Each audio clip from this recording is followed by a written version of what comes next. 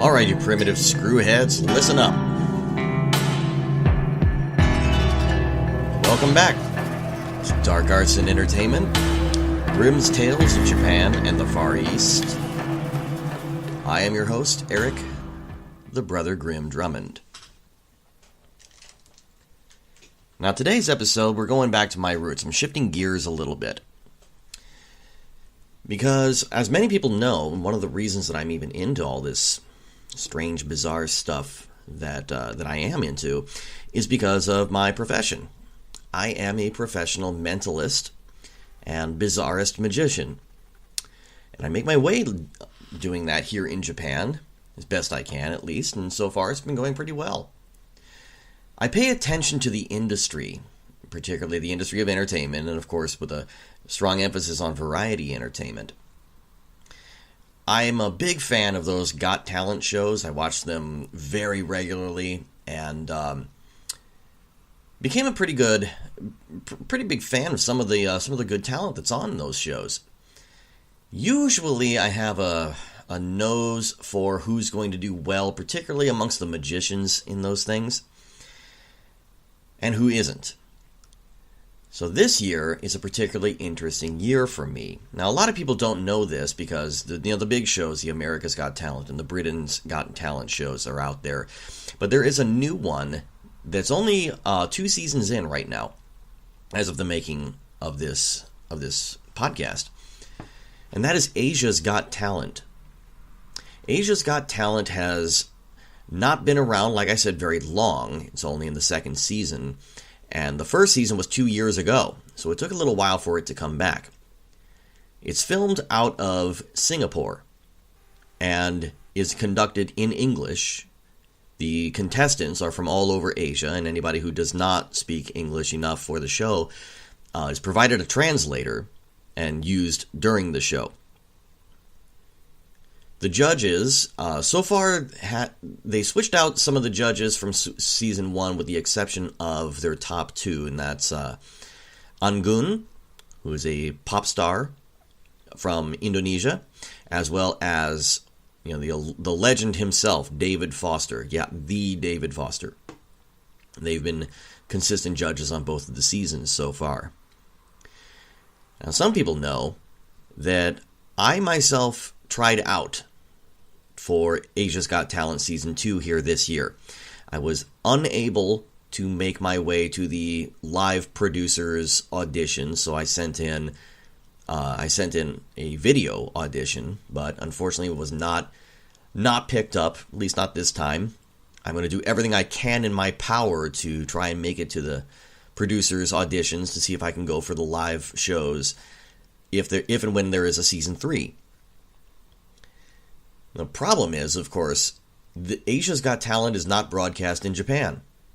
So even though they know about it here, and they have had several Japanese contestants some have been great and some haven't. Let's just put it that way. You can see some of these videos and find out exactly who is who. But unfortunately, it's just not aired here. So even if I get picked up, it's my home country is not. It's not even a part of the show. But also because of that, the live auditions are also not here in country, so there's a lot of traveling involved, and I just was not able to make it. Hopefully it'll be back, and I'm pretty sure it will be. The Asia's Got Talent Season 1 broke all kinds of records, viewership records, rating records. It was a huge hit, smash hit, and Season 2 looks like it's measuring up to be about the same. So, why I'm bringing that up? There is a contestant on this year's Season 2 that I absolutely love.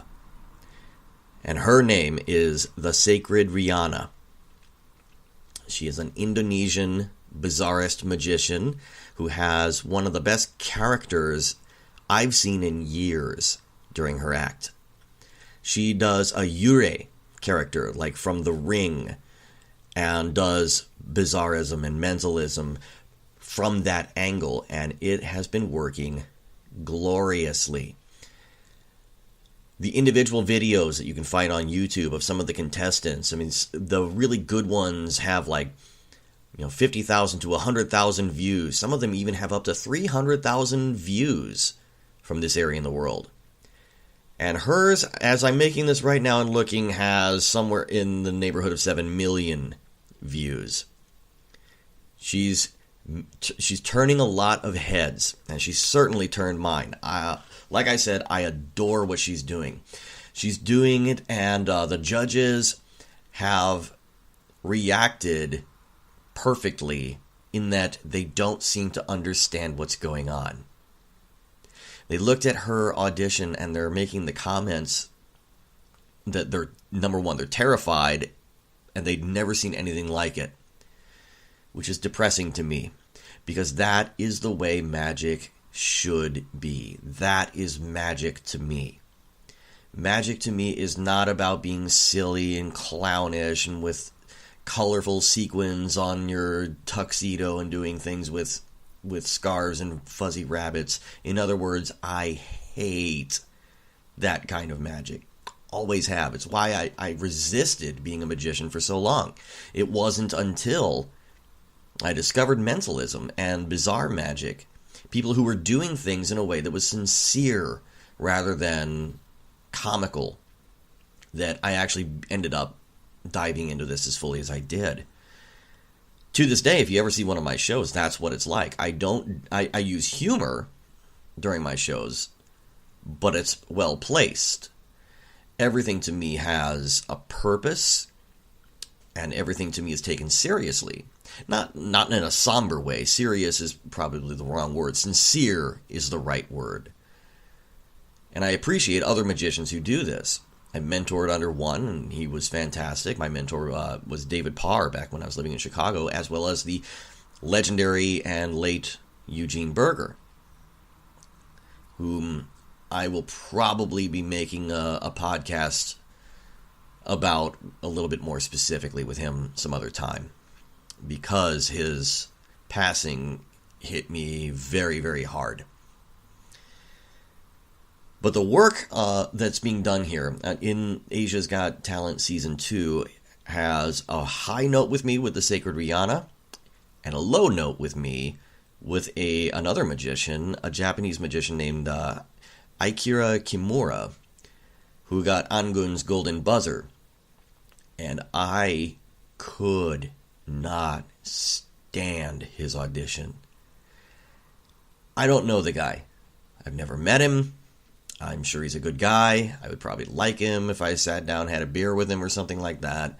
But as far as his act goes, it represents everything I hate in magic. So, this is going to be a real genuine battle to me here between these two. Now, they were not paired up in the same semifinal show. And as this podcast is going on, voting is still open for the semifinal show that the Sacred Riana was in. I have every bit of confidence that she will move on. I certainly hope so. She faced some pretty stiff competition. There's no doubt about that. And they're moving on very few people from the semifinals into the finals. I voted for her, and actually one other act too. I got to split my votes up a little bit, but she was my number one. No doubt about that. He will be in the Aikira Kimura will be in the next semifinal. And God, I hope he's eliminated. If not, if he actually somehow miraculously survives onto the finals, I'm really looking forward to seeing those two go head-to-head with each other. I think that would be outstanding. Now, I've seen acts like Aikira Kimura's act many, many times. To me, he's just a comic clown magician, and there's not a whole lot special about that because it's all over the place. It's pretty ubiquitous amongst magic. I kind of resisted going further into the dark with my performances, but now I'm actually, just because of Rihanna's act getting the attention that it did, I'm actually thinking of abandoning my old strategy. She's kind of giving me permission to go a little darker and a little weirder. I'm looking forward to giving this a shot and seeing how it works out. I've always resisted it because one of the things my mentor mentioned is that when he hears about people talking about wanting to go and put on this crazy character or to do things that are genuinely horrifying, well, how do you expect people to hire you to come into their home and perform at their private show and their private party if you're like that? You should at least still be somebody that you want to invite into your safe environment.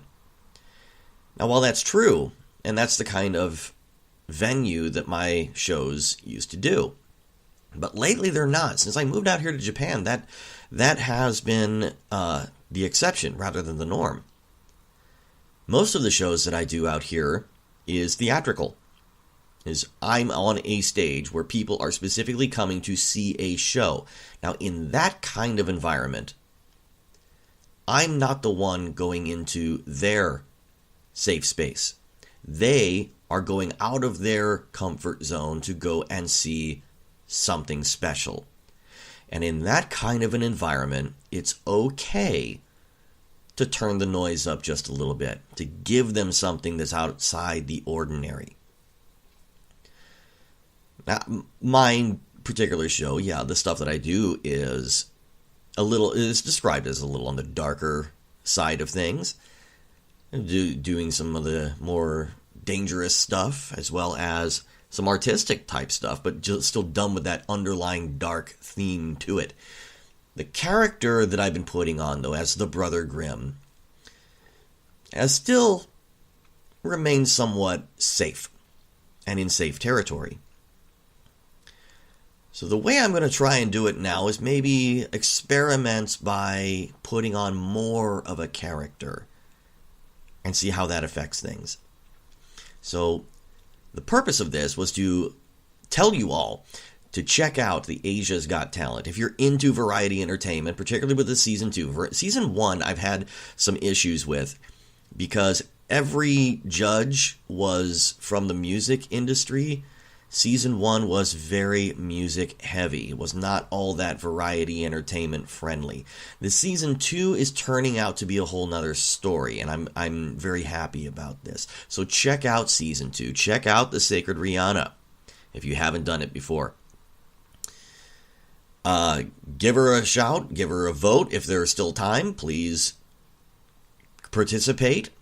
So that's always fun. And the next thing I want to do is tell you a little bit more about where you can find variety entertainment here in Japan in particular. Those of you who listen to this show, you're interested in Japan, you may even live here or you're going to visit.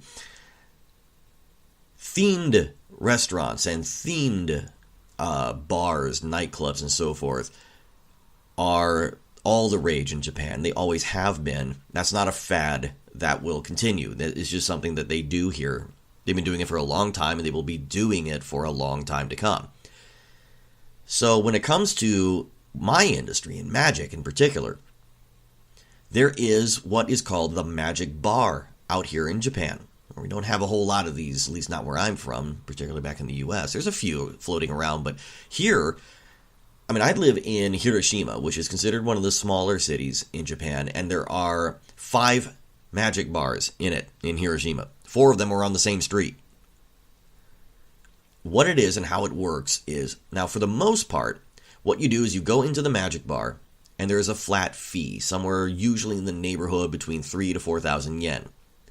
And what that gets you is 90 minutes of all you can drink, likely a plate of snacks. And the owner / bartender is also a skilled magician. Usually they're the ones who own the bar and it's their bar, so you see their act and their magic. Occasionally he'll even have guest performers come in to help entertain also. Right there, up close and personal. Right over the bar, or maybe there's a table or two at the in the establishment and they'll come over to the table. If you want to stay beyond 90 minutes, usually they'll let you do it if it's a slow night. If it's not, then they'll probably charge you a second fee for staying longer, or they'll even do a buy the drink fee after that. It's up to them. That part is not standard. There's a few around that even have their own stage. So not only do you get the close-up personal stuff, but there's a formal showtime that's done on a stage, or one I used to work in here had it behind the bar. They would turn out the lights, they would put on sound effects and smoke and bring up the music, and one at a time, whoever was performing that night would come out and do a 10-minute set behind the bar for the people at the bar. So it was a lot of fun. These themes are out there, and the different magic bars usually have kind of their own personality too. Some are very classy, some are very fun and upbeat. Others are very formal. I know one that's here in the city that, honestly, it looks kind of like the inside of a dark paneled Irish or English pub. It's very upscale looking. Others, on the other hand, are decorated a little bit more magic-y, a little bit more atypical. So it's kind of what your comfort zone relies on. A lot of magicians, including myself, got their starts in these magic bars. Regardless, I mean, it's a lot of fun. It's a good night out. If you got, 3,500 yen and you want a unique time, it's a great way to meet some people and see some variety entertainment. As everybody knows, that's near and dear to my heart. Beyond that, if you're looking for talent, for example, if you got an event coming up and you want to know what kind of performers are in the area, these are also good places to network and find those people that you want to bring out to your event, as well as, ask questions about who is in the area that specializes in what. So, thinking about it that way, also, move out to Japan or have a fun evening out, check out a magic bar. I promise you, there's probably one, if not in your city, close enough by. There's a ton of them in Tokyo, a ton of them in Osaka, a ton of them in the big cities, and there's even a few out here in the countrysides as well, and the smaller cities. So if that sounds interesting to you, well, good. You and I are on the same page. Well, that is today's show. Once again, I thank you for joining me, and if you have any questions or comments or stories about weird and bizarre things, I want to hear them. So, shoot me a message anytime, and remember, some mysteries are not meant to be solved. They're meant to be savored. Grim out.